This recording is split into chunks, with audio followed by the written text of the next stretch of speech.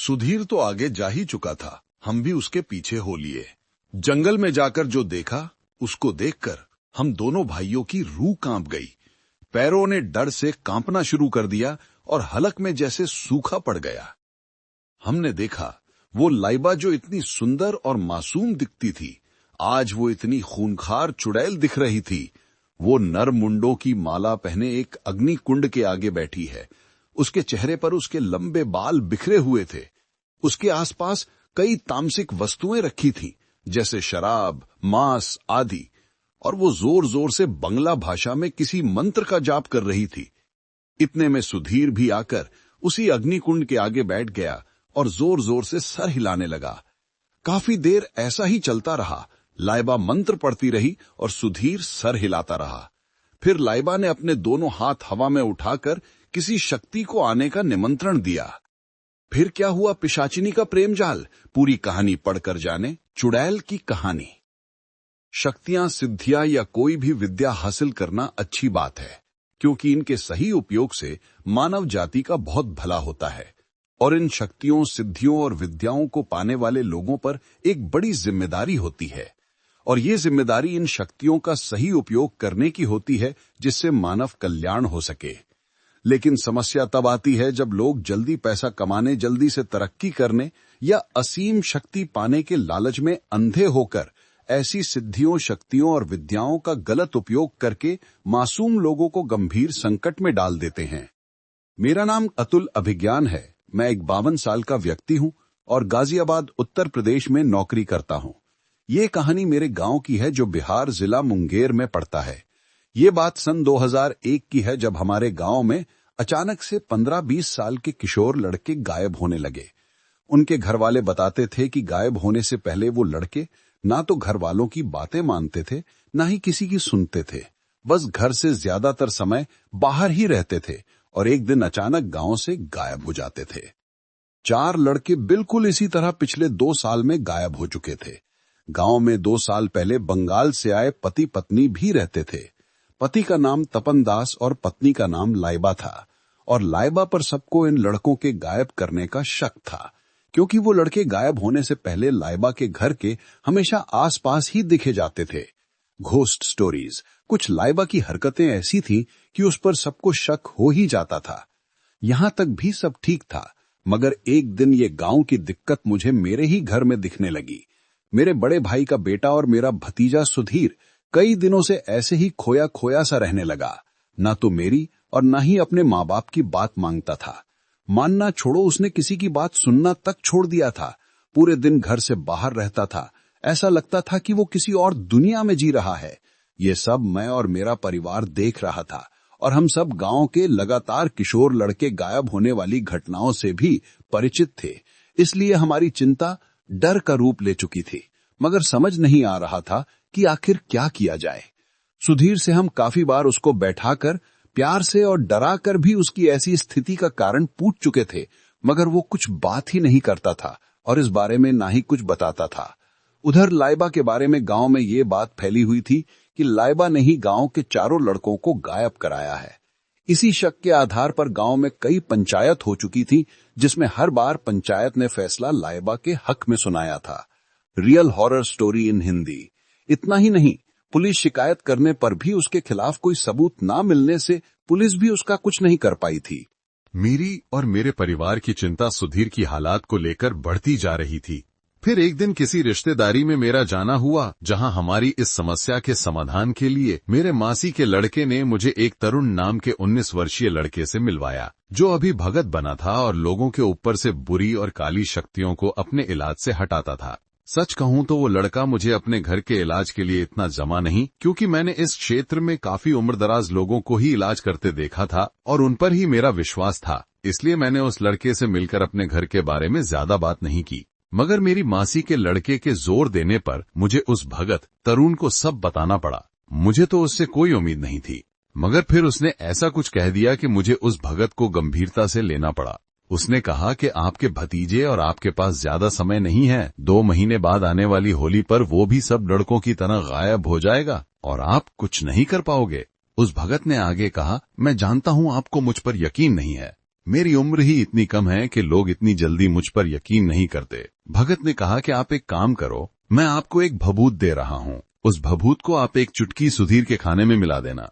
फिर अगले दिन उसका बर्ताव देखकर आप खुद पता लगा लोगे कि मैं आपकी मदद कर सकता हूँ या नहीं। मुझे उस भगत पर विश्वास तो नहीं था, फिर भी मैंने वो भभूत ले ली और घर आकर अपने बड़े भाई को ये सब बताया तो उन्होंने कहा कि एक बार कोशिश करने में कोई हर्ज नहीं है, वैसे भी हम इतना परेशान हैं और कोई इलाज भी अभी हमें नहीं मिल रहा है। उसी रात को खाने में सुधीर को भागी ने वो भभूत मिलाकर खाना खिला दिया। वैसे तो सुधीर रोज खाना खाकर बाहर जाता था और रात को देर से ही आता था, लेकिन आज वो कहीं नहीं गया और जल्दी ही सो गया। फिर अगली सुबह उठकर कहने लगा कि मैं बहुत हल्का महसूस कर रहा हूँ। काफी दिनों बाद सुधीर सब परिवार वालों से अच्छे से बात कर रहा था। मैंने और बड़े भाई ने तरुण भगत को घर बुलाने का फैसला किया। 3 दिनों बाद वो भगत घर आए। इतने में सुधीर फिर पहले वाले हाल पर वापस चला गया। तरुण 3 दिनों बाद घर आया और उसने सुधीर को अपने सामने बैठाकर उससे कुछ सवाल किए, जिसका सुधीर ने ठीक से जवाब नहीं दिया और घर से निकल कर चला गया। तरुण ने हमें बताया कि जब मैंने आपको भभूत दी थी तो उसका असर सुधीर पर तो हुआ ही था, साथ में जिसने सुधीर पर क्रिया की हुई है उसको भी इस बात की भनक लग गई थी, इसलिए उसने अब सुधीर पर अपनी पकड़ मजबूत कर ली है। फिर भी मैं आपको एक सामग्री की पोटली दे रहा हूँ, वो सुधीर के सोने के बाद उसके ऊपर से 7 बार उतारकर चौराहे पर रख देना, उससे सुधीर ठीक हो जाएगा। तरुण के जाने के बाद जब सुधीर घर आया तो हमने ऐसा ही किया। सुधीर अगली सुबह एकदम ठीक हो गया। उसका चेहरा ही बता रहा था कि वो अब पहले से काफी ठीक है।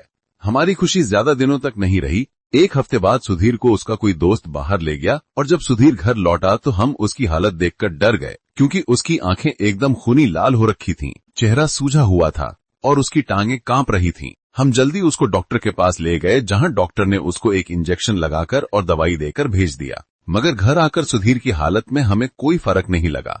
हमने अगले दिन सुधीर को लेकर तरुण के पास उसके घर चले गए। तरुण ने सुधीर के लिए हलवा बनवा दिया। हलवा सुधीर के सामने आया तो उसने हलवा खाने के लिए जैसे ही चम्मच में लिया, फिर उसको सूंघा और पूरी थाली भरा हलवा फेंककर तरुण के घर से बाहर आ गया। हम सबने उसको रोकने की बहुत कोशिश की, मगर फिर तरुण ने हमसे कहा कि इसको जहां जाना है जाने दो, इसको छोड़ दो। हम काफी देर तरुण के पास बैठे रहे और पूछते रहे कि ये सब क्या हो रहा है और क्या हमारा बच्चा कभी ठीक हो पाएगा। तरुण ने कहा, मैं अभी सुधीर को बुलाकर उसके साथ अपने एक देव को भेज देता हूँ जो उसकी रक्षा करेंगे और साथ साथ मुझे उसकी सारी खबर भी देते रहेंगे। तरुण ने थोड़ी देर ध्यान लगाने के बाद कहा कि सुधीर अभी आ जाएगा। ये बात होने के बाद थोड़ी देर में सुधीर वहां आ गया और तरुण के घर के बाहर आकर घर की पैड़ी पर बैठ गया, जहां से तरुण उसको बुलाकर अंदर अपने देवी देवता के पूजा वाले धुने पर ले आया और सबसे पहले तरुण ने सुधीर का मत्था वहां उस धुने पर टिकवाया। उसके बाद तरुण ने सुधीर से पूछा कि तुम जिस औरत के पास जाते हो, क्या उसने तुम्हें कुछ दिया है? इस पर सुधीर ने कहा, हाँ, ये अंगूठी उसने मुझे दी थी और कहा था कि इसको कभी उतारना नहीं है। तरुण ने सुधीर से वो अंगूठी ले ली और हमें बहुत हैरानी हुई कि सुधीर ने बिना किसी बहस के वो अंगूठी तरुण को दे दी। आगे तरुण ने पूछा कि सुधीर, तुमने अपनी कोई वस्तु तो उस औरत को नहीं दी है? इस पर सुधीर ने कहा कि मैंने अपना रूमाल उसको दे रखा है। ये सुनकर तरुण थोड़ा गंभीर हो गया और सुधीर को अपने छोटे भाई के साथ घूमने भेजकर हमें बताने लगा कि वो औरत इसके पीछे हाथ धोकर पड़ी है। मैं जितनी बार भी सुधीर को ठीक करता हूँ वो किसी न किसी तरह इसको फिर से अपने जाल में फंसा लेती है। क्योंकि सुधीर का रूमाल उसके पास है, वो उस रूमाल के जरिए ही सुधीर पर काबू रखती है और उसके साथ होने वाली हर घटना पर नजर रखती है। जब भी उसको लगता है कि उसकी पकड़ सुधीर पर कम हो रही है, वो नया जाल फेंककर फिर से सुधीर को अपने काबू में कर लेती है। हमने पूछा कि क्या इस समस्या का कोई स्थायी हल नहीं है, तो तरुण ने कहा कि मैंने अपने एक देव को सुधीर के साथ छोड़ दिया है, अब कोई दिक्कत नहीं होगी। हम खुश होकर सुधीर को लेकर घर आ गए और कई दिनों तक सब एकदम ठीक रहा। सुधीर आराम से कहीं भी आता जाता फिरता, फिर भी सब ठीक रहता और हम दिल से तरुण को दुआएं देते रहते कि उसने हमारे बच्चे को ठीक कर दिया। होली आने के 25 दिन बाकी थे, घर में सब ठीक चल रहा था। फिर एक रात अचानक सुधीर सोते हुए अचानक उठ गया और अपना सर जोर से हिलाते हुए खेलने लगा। उसकी तेज आवाज से मैं भी उठकर उसके पास गया तो देखा वो अपने होश में नहीं था। उसके सर किसी शक्ति की सवारी आई हुई थी। वो मुंह से अजीब अजीब आवाजें निकालकर सर हिलाए जा रहा था। उसकी जबान पर जैसे ऐंठन सी लग गई थी। वो जब बोलता तब बहुत सारा थूक जमीन पर गिर जाता। ये मंजर खौफनाक था। इसको देखकर सबका दिल दहल उठा था। जैसे तैसे हमने सुधीर के सर आई शक्ति को शांत किया। सुधीर शांत तो हुआ था, मगर फिर भी वो ठीक नहीं था। उसके चेहरे के हाव भाव बता रहे थे कि वो बड़ी मुसीबत में है। अगले दिन हमने तरुण को जाकर ये सब बता दिया और उसको गाड़ी करके अपने साथ ही घर ले आए। तरुण ने सुधीर का हाल देखा और अपना सर पकड़ लिया। तरुण ने कहा कि मैंने इतनी बार सुधीर का इलाज कर लिया, इस बार तो अपने देव को भी सुधीर की रक्षा के लिए लगाया था, मगर उस पिशाचनी ने मेरे देव को भी सुधीर के पास से हटा दिया और उसको फिर से अपने काबू में कर लिया। मैं हर बार उस पिशाचनी का जाल काटता हूँ और वो हर बार कुछ और बड़ा करके सुधीर को अपने चंगुल में फंसा लेती है। ऐसा हर बार कैसे होता है? इसका जवाब अब सुधीर ही देगा, मगर पहले उसको ठीक करना पड़ेगा। ऐसा बोलकर तरुण ने पूजा शुरू कर दी। अपनी एक देवी को सुधीर के सर बुलाकर उससे सारी बातें और सब सवाल जो हमारे मन में थे और तरुण को पूछने थे, वो सभी सवाल पूछे गए और उन सवालों के काफी दिल दहला देने वाले जवाब हमें मिले। देवी ने सुधीर के सर आकर बताया कि इसी गांव में लाइबा नाम की एक औरत है जो किशोर लड़कों को अपने सौंदर्य से मोहित करती है। उनको अपने प्रेम जाल में फंसाकर अपनी पिशाचनी शक्ति को बढ़ाने और बेशुमार दौलत पाने के लिए किशोर लड़कों की हर साल होली और दिवाली पर नरबलि देती है। पहले वो ऐसा बंगाल में करती थी जहां उसका राज खुलने वाला था, इसलिए वो अब भागकर बिहार आ गई और यहां आकर वही सब करने लगी है। लाइबा ने लोगों को दिखाने के लिए और सबके बीच रहकर अपना काम आराम से करने के लिए अपनी पिशाचनी शक्ति से एक लड़के की बुद्धि घुमाकर उसको सबकी नजरों में अपना पति दिखाया हुआ है। अब उसकी नजर सुधीर पर है। लाइबा ने सुधीर के साथ कई महीने से उस नरबली की सभी रस्में पूरी की हुई थी और अब सुधीर उस नरबली के लिए एकदम तैयार था। इसलिए ही लाइबा सुधीर को बार बार अपने वश में कर लेती है और जो भी शक्ति सुधीर को बचाती है उसको वो अपनी पिशाचनी शक्ति से या तो नष्ट कर देती है या फिर सुधीर से दूर कर देती है। इतना कहकर देवी सुधीर के सर से चली गई और हम सब सोच में पड़ गए कि क्या सुधीर भी बाकी गांव के किशोर लड़कों की तरह लाइबा की नरबली का शिकार बनेगा। तरुण ने हम सभी घरवालों को बैठाया और कहने लगा कि आज आप सब लोगों को एक अहम फैसला लेना है। आप सब लोगों ने देखा कि मैंने सुधीर को बचाने के लिए हर संभव प्रयास किए, मगर लाइबा ने अपनी पिशाचनी शक्ति से मेरे सभी प्रयास विफल कर दिए। अब मेरे पास एक ही रास्ता है, मगर उसके लिए मुझे आपकी अनुमति यानी इजाजत चाहिए, क्योंकि उसमें लाइबा की पिशाचनी शक्ति को जड़ से मिटाने के लिए जो योजना मैंने बनाई है, उसमें हमें सुधीर को होली वाली रात लाइबा के पास भेजना पड़ेगा। और इसमें सुधीर की जान का जोखिम तो है, मगर इससे ही सुधीर और आपके परिवार को स्थायी आराम मिलेगा। आगे आप जैसा कहें। हमारे बच्चे सुधीर की जान जोखिम में तो थी ही, फिर चाहे हम तरुण की योजना में उसका साथ दें या ना दें, और होली भी पास ही थी, तो हमारे परिवार ने बहुत विचार करके तरुण को उसकी योजना में उसका साथ देने का विश्वास दिलाया और तरुण से आगे की कार्यवाही करने को कहा। तरुण ने हमसे कहा कि अब हमें सुधीर को रोकना नहीं है, वो जहां जाना चाहे उसको हमें जाने देना है। 3 दिनों बाद होली है और मैं इतने एक साधना करके अपने सभी देवी और देवों की एक टोरी बना लेता हूं जो हमारी मदद करेंगे। मैं होली की सुबह आपके घर आ जाऊंगा। इतना कहकर तरुण अपने घर चला गया। होली वाले दिन तरुण काफी सारा सामान लेकर सुबह ही घर आ गया। सुधीर तब तक सोकर भी नहीं उठा था। तरुण ने पहले हमारे पूरे घर पर मंत्र पढ़कर गंगा जल छिड़का, जिससे लाइबा अगर कोई पलटवार भी करे तो घर वाले सुरक्षित रहें। फिर उसने घर में अपने साथ लाई सामग्री के साथ काफी लंबी पूजा की। उसके बाद उसने हमें रात का इंतजार करने को कहा। सुधीर उठा और तरुण को देखकर उसको घूरने लगा, जैसे कह रहा हो कि मेरे कार्य में विघ्न डालने तू यहाँ क्यों आया है। रात का समय भी आ गया। हमने लाइबा को सफेद बंगाली साड़ी पहने, पूरा श्रृंगार किए और अपने लंबे काले बालों को खुला छोड़कर जंगल की तरफ जाते देखा। हम समझ गए कि अब सुधीर भी उसके पीछे जाएगा, और ऐसा ही हुआ भी। सुधीर कुछ ही देर बाद घर से बेसुध होकर जल्दी जल्दी चलता हुआ जंगल की तरफ बढ़ गया। तरुण ने मुझे और बड़े भैया को चुपके से सुधीर के पीछे जाने को कहा और कहा कि मैं साधना में बैठा हूं, मैं अपनी देवी और देवों की टोली सुधीर के पीछे भेज रहा हूं, जो उसकी और आपकी रक्षा करेगी। सुधीर तो आगे जा ही चुका था, हम भी उसके पीछे हो लिए। जंगल में जाकर जो देखा, उसको देखकर हम दोनों भाइयों की रूह कांप गई। पैरों ने डर से कांपना शुरू कर दिया और हलक में जैसे सूखा पड़ गया। हमने देखा वो लाइबा जो इतनी सुंदर और मासूम दिखती थी, आज वो इतनी खूंखार दिख रही थी। वो नरमुंडों की माला पहने एक अग्नि कुंड के आगे बैठी है। उसके चेहरे पर उसके लंबे बाल बिखरे हुए थे। उसके आसपास कई तामसिक वस्तुएं रखी थी, जैसे शराब, मांस आदि, और वो जोर जोर से बांग्ला भाषा में किसी मंत्र का जाप कर रही थी। इतने में सुधीर भी आकर उसी अग्निकुंड के आगे बैठ गया और जोर जोर से सर हिलाने लगा। काफी देर ऐसा ही चलता रहा। लाइबा मंत्र पढ़ती रही और सुधीर सर हिलाता रहा। फिर लाइबा ने अपने दोनों हाथ हवा में उठाकर किसी शक्ति को आने का निमंत्रण दिया, मगर अब सुधीर को जैसे एकदम होश सा आया और उसने अपना सर हिलाना बंद करके एकदम सीधा खड़ा हो गया। वो शक्ति वहां आने ही वाली थी और लाइबा का पूरा ध्यान आंख बंद करके उस शक्ति को बुलाने पर था, मगर इतने में सुधीर वहां से भाग निकला और उसके पीछे हम भी निकल गए।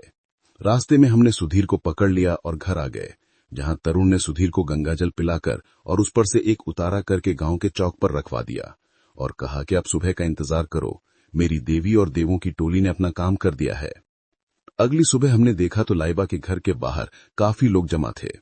तो हमने कारण पूछा तो किसी ने बताया कि लाइबा कल रात काफी जल गई है और उसको शहर इलाज के लिए भेजा गया है, इसलिए उसका घर भी बंद था। हमें तरुण ने बताया कि जब हम किसी शैतानी शक्ति को बलि देकर प्रसन्न करने के लिए बुलाते हैं तो वो आती है और हमारे द्वारा पहले से तैयार बलि लेकर चली जाती है। इसमें न तो देर होनी चाहिए और न ही वो शैतानी शक्ति फिर खाली हाथ जाती है। अगर हम बलि देकर चूक गए तो वो उसका बहुत ही भयानक दंड यानी सजा हमें देती है, जिससे हम जीवन भर उबर नहीं पाते। ऐसा ही यहाँ लाइबा के साथ हुआ होगा। उसने सुधीर को काफी समय से नर बलि के लिए चुना हुआ था, इसलिए लाइबा मेरे सभी इलाज की काट कर रही थी और होली के आसपास आकर मैंने लाइबा को यकीन दिला दिया कि उसका शिकार तैयार है और सुधीर की बलि देने में कोई भी बाधा नहीं है। इसलिए उसने अपनी शैतानी शक्ति को सुधीर की बलि के लिए होली वाली रात का वचन दिया, जिससे वो शक्ति आकर बलि ले सकें। और मैंने यहां से अपने देवी और देवों की टोली सुधीर को सही समय पर वहां से निकालने के लिए भेज दी, जिससे वो शैतानी शक्ति जब बलि लेने आई तो तब तक सुधीर वहां से जा चुका था। अब लाइबा से उस शक्ति ने बलि मांगी तो लाइबा सुधीर को ढूंढती रह गई और शैतानी शक्ति ने उसी अग्निकुंड की आग में लाइबा को झुलसा दिया। अब लाइबा सुधीर तो क्या, किसी को भी अपने प्रेम जाल में बलि के लिए नहीं फंसा पाएगी। इस हादसे के 10 महीने बाद लाइबा जब गांव लौटी तो उसने देखा कि उसका पति गांव का घर बेचकर जा चुका है। शायद लाइबा के पति पर से भी लाइबा का जादू खत्म हो चुका था। लाइबा इतनी ज्यादा झुलस चुकी थी कि उसकी तरफ देखा भी नहीं जा रहा था। ये सब उसके कुकर्मों का ही कड़वा फल था। लाइबा के पास रोटी खाने तक के पैसे नहीं थे, इसलिए वो बोरी लेकर मंदिर की सीढ़ियों पर बैठ गई और भीख मांगकर अपना पेट भरने लगी और एक दिन लावारिस मौत मर गई। कुकर्मों का फल। कुकर्मों का फल बहुत कड़वा होता है। फूटता है कुकर्मों का घड़ा जब वो भरा होता है। काम नहीं आती कोई सिद्धि साधना उसके, जिसके कर्मों पर काला रंग चढ़ा होता है।